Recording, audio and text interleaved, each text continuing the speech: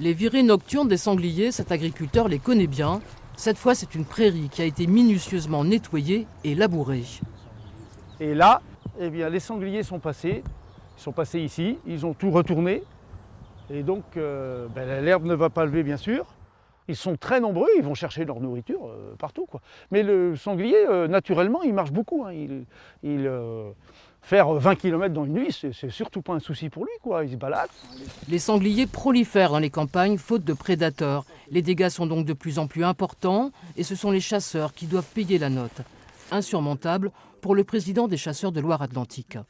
Le prix des dégâts double tous les ans à peu près. On est passé de 180 000 à 300 000 euros et maintenant on est rendu pour la saison dernière à 700 000 euros de dégâts. On prélève du sanglier, on double aussi les prélèvements, mais ça ne suffit pas, ça grimpe toujours. Alors qu'est-ce qu'on va faire? On ne peut plus payer. 40% du territoire est interdit à la chasse, en particulier les réserves naturelles, devenues pour les chasseurs des sanctuaires pour les sangliers. Ils ne veulent pas payer pour les dégâts de ces animaux, un avis que ne partage pas ce scientifique. C'est une situation effectivement qui est délicate à plusieurs titres. Les chasseurs en sont en partie responsables.